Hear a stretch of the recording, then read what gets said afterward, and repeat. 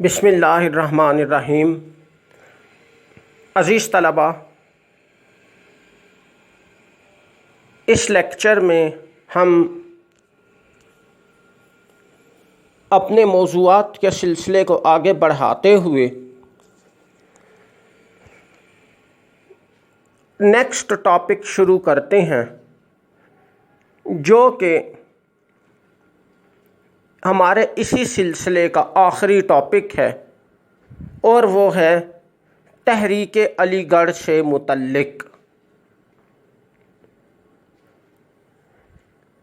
اس topic کو بھی مزید چھوٹے حصوں میں تقسیم کیا جا سکتا ہے اور مختلف طریقوں سے اس پر کوشچن پوچھے جا سکتے ہیں۔ یہ بھی ہمارے کورس کے انتہائی اہم ٹاپکس میں سے ایک ہے، امتحانی نقطۂ نظر سے بالخصوص۔ میں آپ کو پہلے کوشچنز بتا دیتا ہوں جو کہ متوقع طور پہ پوچھے جا سکتے ہیں۔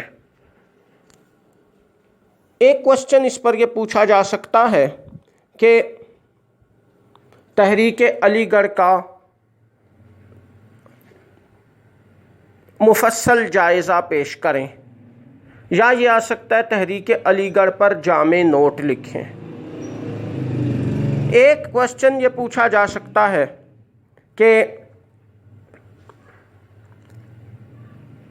تحریک علی گڑھ کے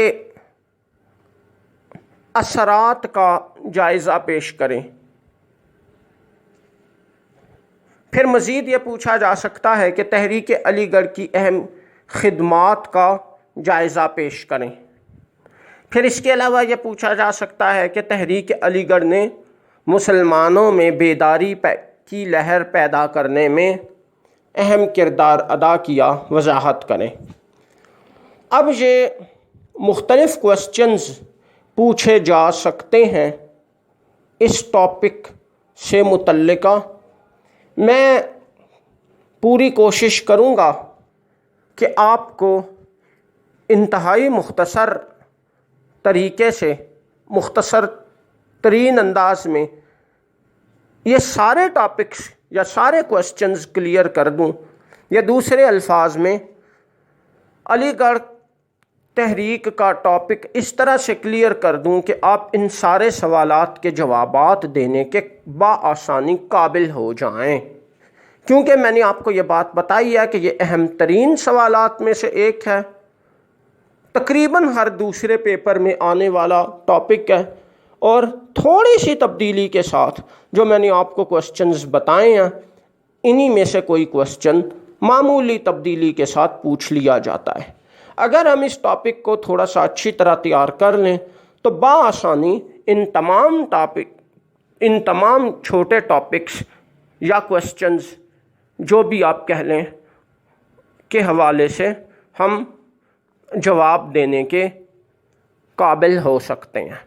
یہ بات میں نے تھوڑی سی زیادہ تفصیل سے آپ کو اس لیے کلیئر کر دی ہے کہ یہ ٹاپک تیار کرتے ہوئے آپ کو اچھی طرح یہ بات آپ کے نوٹس میں ہونی چاہیے، تاکہ آپ اس کو پراپرلی تیار کر سکیں۔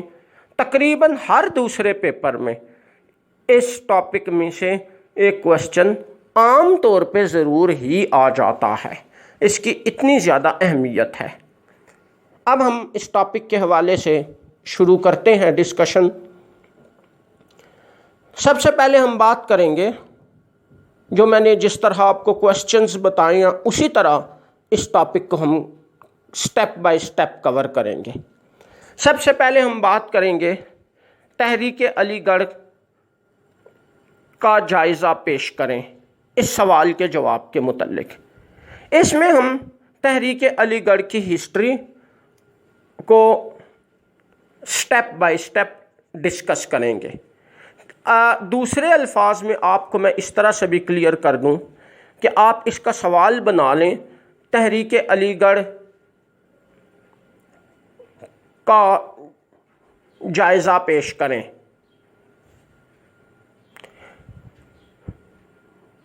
اور اس کے جواب میں ہم مین ہیڈنگ بنا سکتے ہیں تحریک علی گڑھ کا آغاز اور ترقی۔ اس مین ہیڈنگ میں ہم اس تحریک کو ابتدائی دور سے یونیورسٹی کے لیول تک، یونیورسٹی بننے کے دور تک کور کر سکتے ہیں۔ بنیادی طور پہ اس ٹاپک کا تعلق بھی سر سید ہی کے ٹاپکس سے بنتا ہے، گو کہ اس کا بڑا حصہ سر سید کی زندگی کے بعد بھی چلتا ہے۔ اب ہم بات کریں گے تحریک علی گڑھ کی ابتدا اور اس کی ترقی کے حوالے سے۔ تحریک علی گڑھ کا آغاز بھی علی گڑھ کالج کے بننے کے دور ہی سے شروع ہو گیا۔ وہ ہم تفصیل سے سر سید کی تعلیمی خدمات میں ڈسکس کر چکے ہیں۔ یہاں میں آپ کو یہ واضح کرتا چلوں کہ اگر ہم سے سوال پوچھا جائے سر سید کی تعلیمی خدمات کا، تو اس کے جواب میں ہم نے وہی ڈیٹیلز دینی ہے، وہی تفصیلات دینی ہیں جو کہ ہم نے ڈسکس کی تھیں سر سید کی تعلیمی خدمات کے لیکچر میں۔ لیکن اگر سر سید کی تعلیمی خدمات کا ٹاپک ڈائریکٹلی نہ پوچھا جائے اور تحریک علی گڑھ کا ٹاپک پوچھا جائے، تو پھر ہم نے وہ ساری چیزیں لکھنی ہیں، لیکن کس طرح لکھنی ہیں، اس میں سے کچھ چیزیں شارٹ کر دینی ہیں۔ مثال کے طور پہ سر سید کی تعلیمی خدمات کا جو ابتدائی حصہ ہے، جس میں مدرسہ مراد آباد و مدرسہ غازی پور، سائنٹیفک سوسائٹی،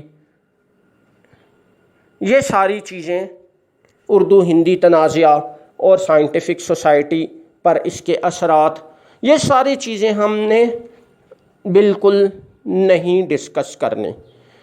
تحریک علی گڑھ کا آغاز ہم کریں گے سر سید احمد خان کے دورہ یورپ سے۔ جب سر سید کے بیٹے سید محمود کو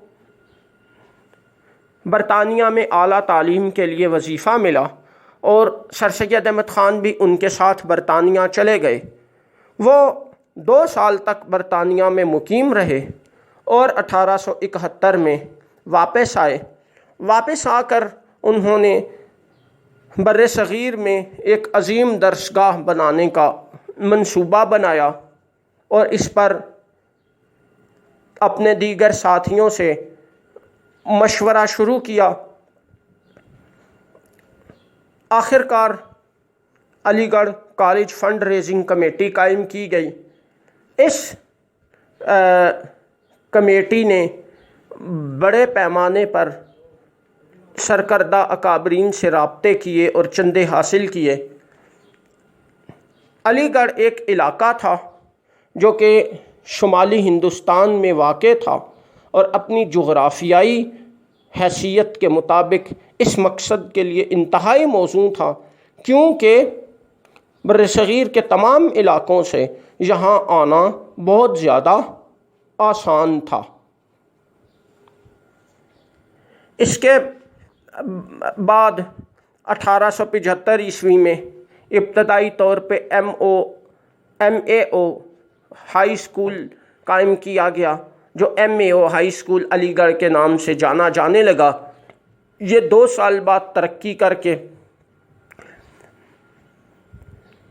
ایم اے او کالج علی گڑھ بن گیا، یعنی اس اسکول کو کالج کا درجہ دے دیا گیا۔ یہ 1877 کا واقعہ ہے۔ اس کے بعد یہ کالج ترقی کرتا گیا۔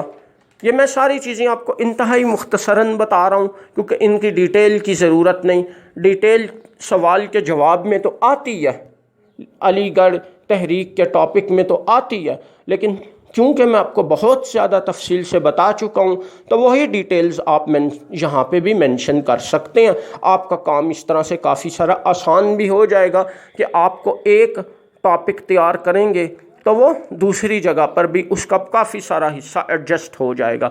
کس طرح ایڈجسٹ ہوگا اور کیا کیا چیزیں آپ نے جواب میں لکھنی ہیں وہ میں آپ کو یہاں پہ بتاتا جا رہا ہوں۔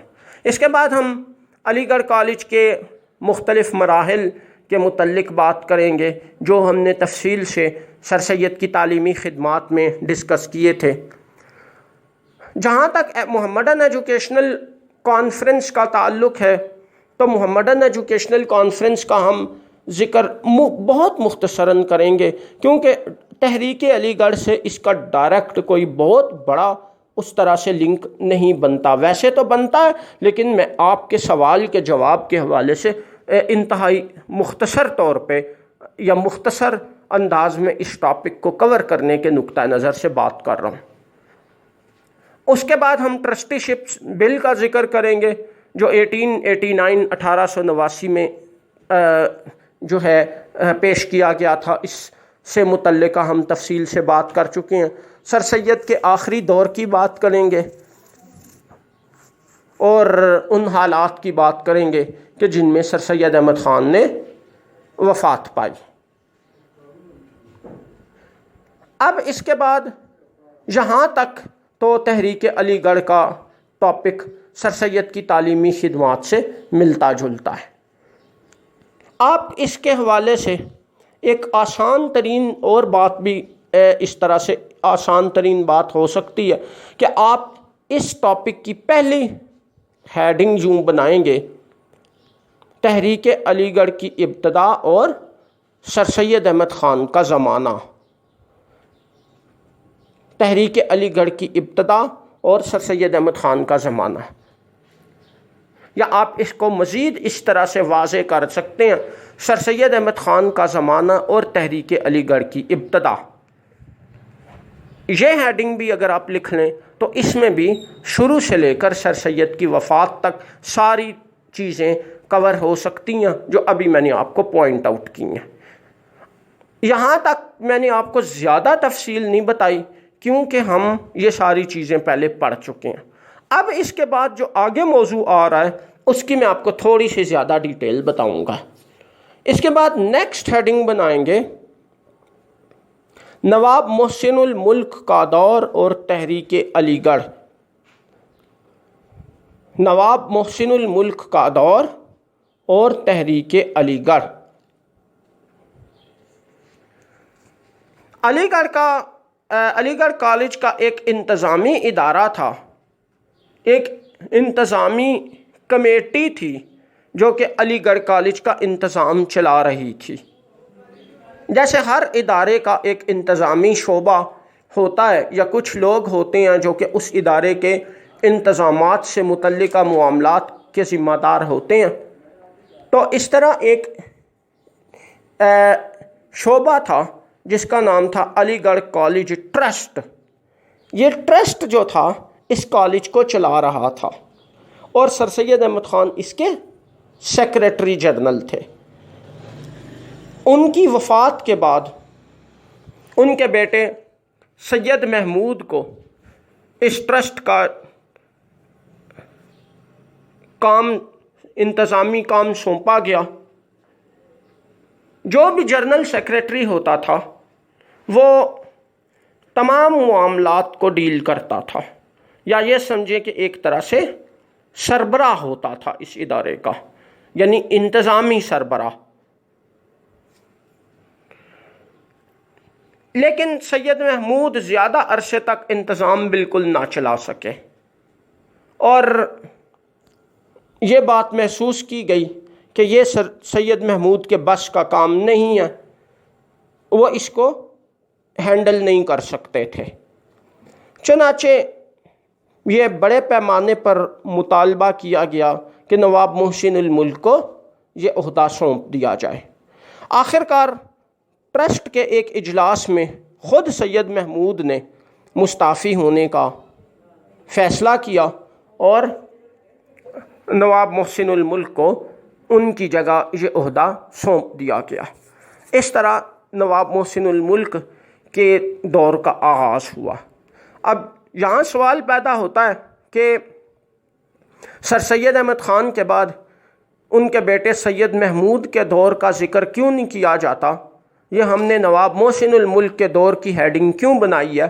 تو اس کا جواب یہ ہے کہ سر سید کے بیٹے سید محمود کا دور، پہلی تو بات یہ ہے کہ وہ بہت تھوڑا سا دور تھا اور دوسری بات یہ کہ اس دور میں کوئی خاص کام نہیں ہوا، اس وجہ سے اس کو ایک پراپر زمانے یا ہیڈنگ کی حیثیت سے اس کا ذکر نہیں کیا جاتا۔ اس لیے سر سید کے بعد نواب محسن الملک ہی کے دور کا ذکر کیا جاتا ہے۔ نواب محسن الملک نے 1907 عیسوی تک اس عہدے پر کام کیا۔ انہوں نے اپنے زمانے میں پیش آنے والے کئی چیلنجز کا مقابلہ کیا۔ وہ انتہائی جرأت مند اور قابل منتظم تھے، ایک عظیم پایہ ادبی شخصیت تھے، اعلیٰ انتظامی عہدوں پر کام کر چکے تھے، اس حوالے سے ان کو کافی تجربہ تھا۔ سر سید احمد خان کے بہت پرانے ساتھی تھے، ان کے حوالے سے ایک مکمل ٹاپک الگ سے آئے گا۔ ہم نواب محسن الملک کی شخصیت کا ایک مفصل جائزہ الگ سے بھی پڑھیں گے۔ بہرحال جہاں تک اس ٹاپک کا تعلق بنتا ہے، جہاں تک اس ٹاپک میں ان کا تعلق بنتا ہے، تو انہوں نے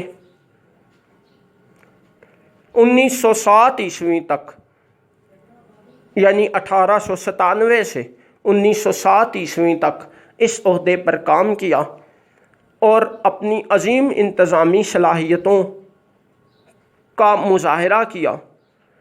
میں نے آپ کو بتایا تھا کہ علی گڑھ کالج سر سید احمد خان کے آخری زمانے میں بڑی تیزی سے زوال کی طرف جا رہا تھا اور اس کی مجموعی پوزیشن ہر لحاظ سے کافی خراب ہوتی جا رہی تھی۔